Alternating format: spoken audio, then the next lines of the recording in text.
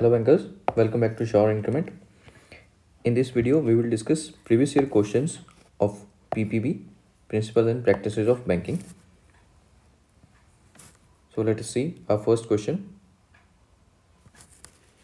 Which of the following statements are correct regarding an NRE, non-resident external account? NRE accounts के बारे में कुछ statements दी गई हैं. इन्हें पढ़ के हमें बताना है कि कौन सा जो ऑप्शन है, कौन सी स्टेटमेंट है वो करेक्ट है और कौन सी स्टेटमेंट इनकरेक्ट है. Option first is funds in an NRE account are fully repatriable principal and interest.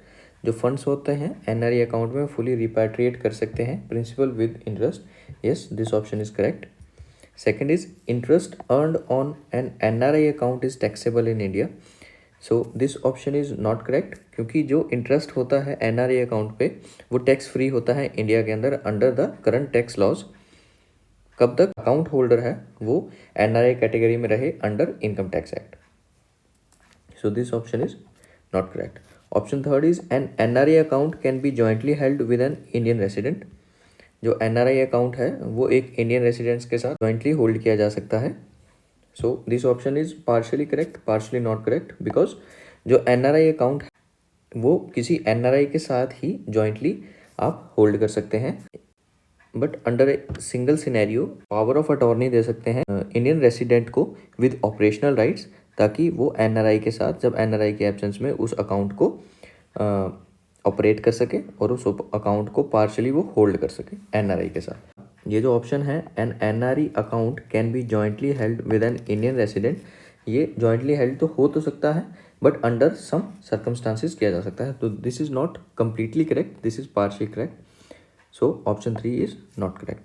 Fourth is deposit in an NRE account must be in Indian rupees INR. जो deposit होता है NRE account में वो Indian rupees में होना चाहिए. ऐसा नहीं है. डिपॉजिट जो है एनआरई अकाउंट में वो क्या होता है, फॉरेन करेंसी में होता है, जैसे कि यूएसडी या ईयूआर, जीबीपी एक्सेट्रा, जो बाद में इंडियन करेंसी जब वो क्रेडिट होता है वो कन्वर्ट हो जाता है. So this option is also incorrect. Option fifth is funds in an NRE account are protected from currency risk. Yes, this is correct. जो फंड्स होते हैं एनआरई अकाउंट में वो करेंसी रिस्क से प्रोटेक्टेड रहते हैं. So here option first and option fifth are correct. तो यहाँ पे कौन सा ऑप्शन सुटेबल है? ऑप्शन बी, जिसमें लिखा है option first and fifth are correct. So here some explanation is given, you can read this explanation. यही मैंने ऊपर वाले क्वेश्चन में डिस्कस करके आपको समझा दिया है. अब 2 मिनट ले लीजिए और इसे पढ़ लीजिएगा.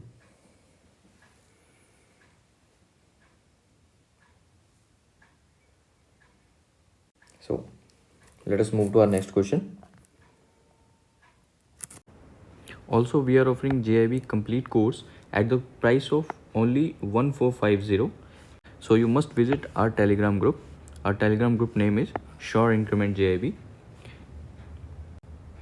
टेलीग्राम ग्रुप का जो लिंक है वो मैं इस वीडियो के डिस्क्रिप्शन में ऐड कर दूंगा. वहाँ से जाके भी हमारे कंटेंट को आप एक्सेस कर सकते हैं.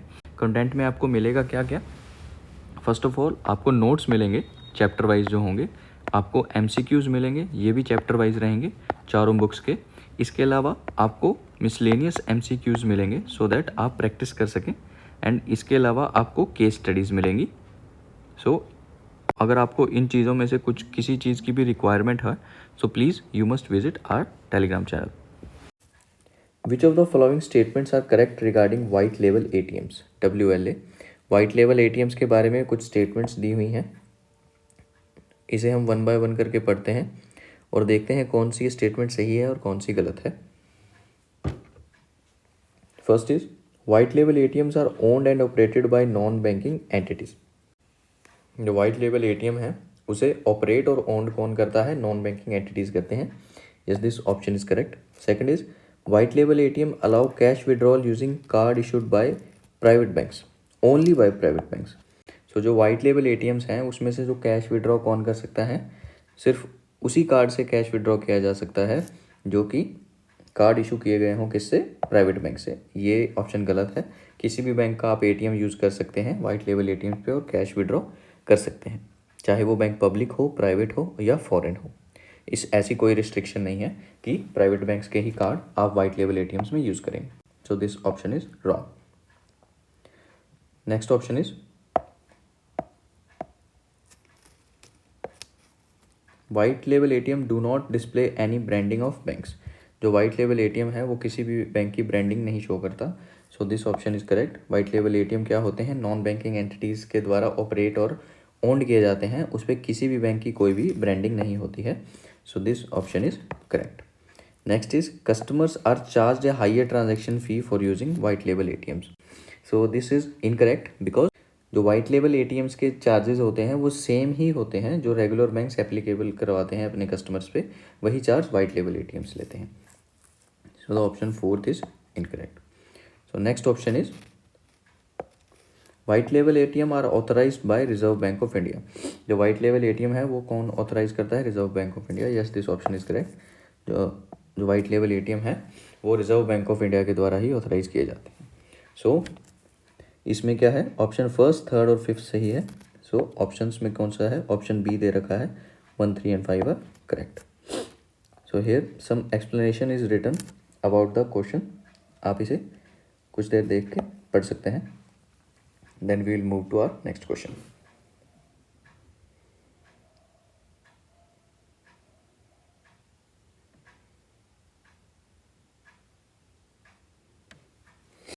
Okay, let us move to our next question.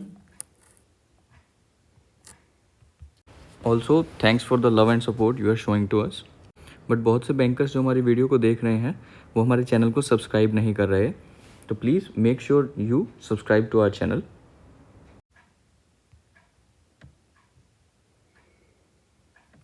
Next question is which of the following statements are correct regarding MMID mobile money identifier.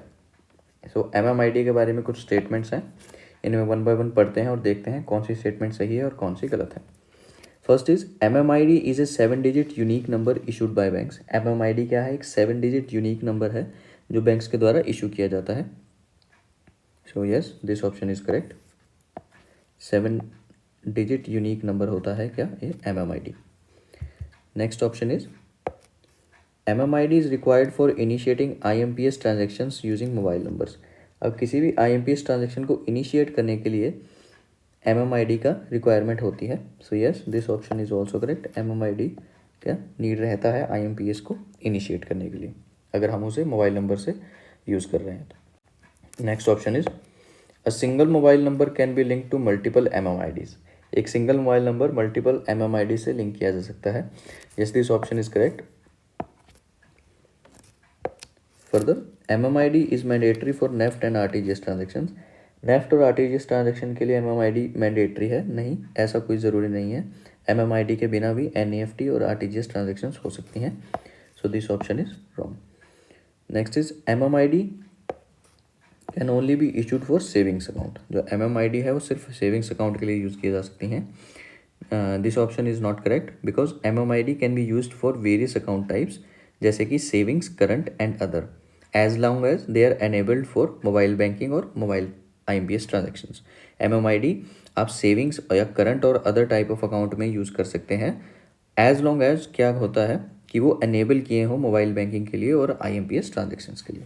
सो MMID का ये जो फिफ्थ ऑप्शन है ये भी गलत है. सो इसमें से हम देख सकते हैं option 1, 2, 3 are correct. So option B is given 1, 2, 3 are correct. Here some explanation is given. आप जो इनकरेक्ट ऑप्शन है उसकी एक्सप्लेनेशन यहाँ से पढ़ सकते हैं.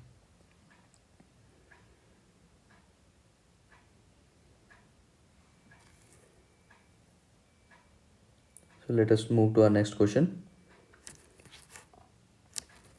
What is the primary role of FIU-IND in India? FIU-IND का जो प्राइमरी रोल है इंडिया में उसके बारे में पढ़ते हैं. कुछ ऑप्शंस दिए गए हैं, देखते हैं कौन सा ऑप्शन सही है कौन सा गलत है. To regulate the monetary policy of India. FIU-IND क्या करती है? मॉनेटरी पॉलिसी को रेगुलेट करती है. So this is incorrect because ये जो रोल है मॉनेटरी पॉलिसी को रेगुलेट करने का ये RBI का है, FIU-IND का नहीं है. Next is second is to monitor and prevent money laundering activities. जो मनी लॉन्ड्रिंग की एक्टिविटीज़ को मॉनिटर करना और उसे प्रिवेंट करना किसका काम है? FIUIND का काम है. So this option is correct. Next option is to manage the physical deficit of Indian government. Indian government का फिजिकल डेफिसिट मैनेज करना. सो यहाँ पे ऑप्शंस में दिया गया था कि जो फिजिकल डेफिसिट है वो गवर्नमेंट का वो FIUIND हैंडल करता है, वो नहीं, वो मिनिस्ट्री ऑफ फाइनेंस हैंडल करता है. So this option is also wrong. Next option is to issue licence for banks and financial institutions. किसी भी बैंक या फाइनेंशियल इंस्टीट्यूशन को लाइसेंस इशू करना किसका काम है? FIUIND का नहीं. ये किसका काम है? ये RBI का काम है. So this option is also wrong.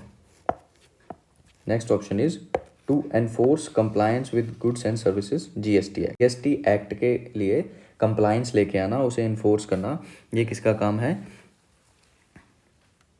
ये FIUIND का काम नहीं है. ये इनडायरेक्ट टैक्स एंड कस्टम्स का काम है, CBIC का काम है, नॉट FIUIND. सो इन सब में आपने देखा कि ऑप्शन 2 करेक्ट है. क्या ऑप्शन 2 क्या बोलता है कि FIUIND का काम क्या है? मनी लॉन्ड्रिंग को मॉनिटर करना और उसे प्रिवेंट करना. तो आप इससे रिलेटेड एक्सप्लेनेशन यहाँ पढ़ सकते हैं.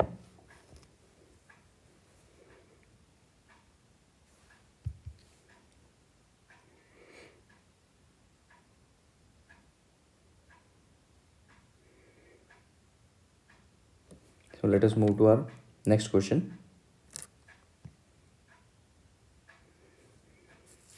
Which of the following statements are correct about mesh topology? Which of the following statements are correct about mesh topology? mesh topology के बारे में statements दी गई हैं.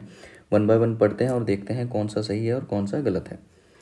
इन ए mesh topology every device is connected to every other device. mesh topology में क्या होता है? एक डिवाइस अलग डिवाइस से सबसे कनेक्ट होता है. So yes, this option is correct. mesh topology में every device is connected to every other device. Second option is mesh topology is more cost effective than star topology. जो mesh topology है वो ज़्यादा cost effective है किससे? star topology से. ये जो है वो incorrect है because mesh topology is not cost effective because इसमें क्या है? as it requires a large number of cables and network interfaces especially in larger network. mesh topology में क्या है? इसमें ये एफिशिएंट क्यों नहीं है स्टार टोपोलॉजी से? बिकॉज इसके कुछ रीजंस हैं. बिकॉज क्या है? इसमें लार्ज नंबर ऑफ केबल्स की रिक्वायरमेंट रहती है. प्लस क्या होता है? बिकॉज हर एक जो डिवाइस होता है वो दूसरे डिवाइस से कनेक्ट होगा तो ज़्यादा केबल्स की ज़रूरत होगी और ज़्यादा नेटवर्क इंटरफेस की ज़रूरत होगी. ऑन द अदर हैंड जो स्टार टोपोलॉजी है उसमें ये सब चीज़ों की कम डिमांड रहती है. इसलिए जो स्टार टोपोलॉजी है वो ज़्यादा कॉस्ट इफेक्टिव है मेश टोपोलॉजी से, ना कि मेश टोपोलॉजी ज़्यादा कॉस्ट इफेक्टिव है स्टार टोपोलॉजी से. That is why this option is not correct. Option third is mesh topology provides a high fault tolerance. जो मेश टोपोलॉजी है वो ज़्यादा फॉल्ट को टॉलरेट करती है. बिकॉज क्या होता है? बहुत सारे चैनल्स होते हैं. अगर एक चैनल फेल हो जाता है तो जो डेटा है वो दूसरे चैनल से रूट होके वहाँ पहुँच जाता है जहाँ उसे जाना चाहिए. So option 3 is correct. mesh topology provides high tolerance rate. Next option is it is suitable for small networks with limited devices.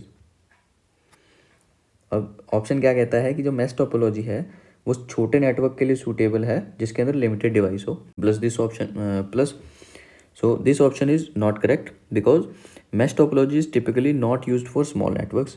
ये छोटे नेटवर्क्स के लिए यूज़ नहीं की जाती बिकॉज इसके अंदर क्या है? हाई कॉस्ट होता है और ये ज़्यादा कॉम्प्लेक्स होता है. इसलिए ये ऑप्शन सही नहीं है. स्मॉल नेटवर्क्स के लिए यूज़ नहीं की जाती. Fifth is troubleshooting in a mesh topology is easier compare to other topologies. जो इसमें ट्रबल शूट होता है, कोई प्रॉब्लम को अगर डायग्नोज करना है, उसे सही करना है, तो इसके अंदर क्या है? मेश टोपोलॉजी में ईजियर रहता है. So this option is incorrect because troubleshooting in mesh topology can be more challenging due to numerous interconnections. क्योंकि इसमें कनेक्शंस बहुत ज़्यादा होते हैं इसलिए ट्रबल शूटिंग इसमें डिफ़िकल्ट हो जाती है. सो इन ऑप्शन से हमने देखा कि ऑप्शन फर्स्ट एंड 3 जो हैं वो सही हैं. 2, 4, 5 are incorrect. So here is some explanation regarding to this question. आप इसे आराम से देखिए और इसे पढ़ लीजिए.